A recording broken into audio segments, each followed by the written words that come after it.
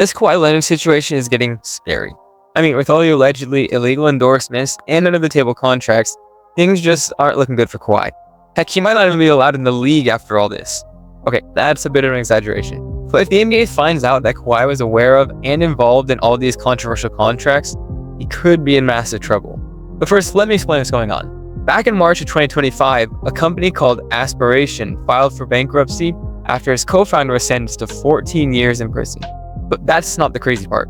The crazy part is that when Aspiration filed for bankruptcy, among its creditors was an entity called KL2 Aspire LLC.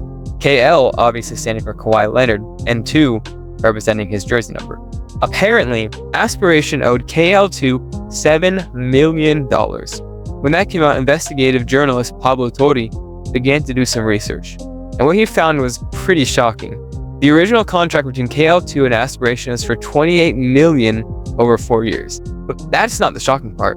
I mean, it's completely normal for athletes to sign endorsements to make a little extra cash. Even Aspiration itself was well known for partnerships with huge celebrities such as Drake, Leonardo DiCaprio, and Robert Downey Jr. So why is a contract with Kawhi such a big deal? Well, there's really no public evidence at all of Kawhi promoting Aspiration in any way. Why would a company offer millions of dollars in exchange for practically nothing? Now, this is where the situation starts to get messy. You see, way back in 2021, Steve Ballmer, the owner of the LA Clippers, invested $50 million into Aspiration. This investment was quickly followed by a partnership announced between the Clippers and Aspiration. This partnership was enormous.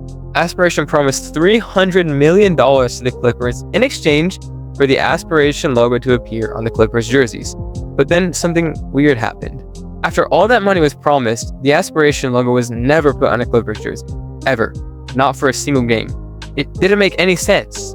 But what if it did?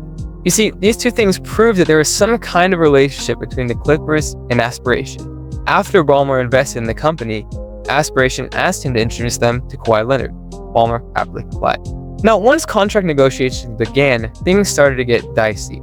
One former employee told Torre that the reason given internally for the deal was essentially salary cap circumvention. Essentially, the Clippers were using Aspiration as the middleman to help pay Kawhi extra money, essentially destroying the salary cap rule. Of course, that's just one man's testimony, so take it with a grain of salt, but you can't deny that the circumstances are a bit suspicious. And if that was the only issue, this case would have been solved months ago. But there's a lot more to this than meets the eye. In 2024, the Clippers unveiled a remarkable addition to their arena, the Halo board, a one-of-a-kind, incredible jumbotron that has never been seen anywhere before. Okay, but what does this have to do with the Kawhi Leonard scandal? Well, just about everything. You see, the company that installed the Halo board, Daktronics, reportedly has a contract with Kawhi as well. But it doesn't. It does. You see, this is where things get confusing. Multiple sources report that not only does Daktronics have a contract with Kawhi, but also that the contract served as a mechanism to circumvent the salary cap. But completely contradicting that are the words of Daktronics, stating Leonard is not under contract with the company. Now, one suspicious contract could be brushed off as coincidence or a poor business decision. But 2? Or what about 3? You see, this story doesn't end there. Recently, Torre discovered that Kawhi was an undisclosed investor in Rhode Island FC, a professional soccer club. Again, this in and of itself isn't necessarily suspicious because other NBA players such as Daniel Theis have also invested in this club. But for the third time, Kawhi was not publicly advertised as an investor and never promoted them in any way. Now, in my opinion, this one is a bit of a stretch because there's been no connection found between the Clippers and Rhode Island FC, but it is mighty suspicious that all these companies are keeping Kawhi's basically a secret when he could be making them a ton of money off publicity. Now, the final question, how does all of this affect Kawhi's career?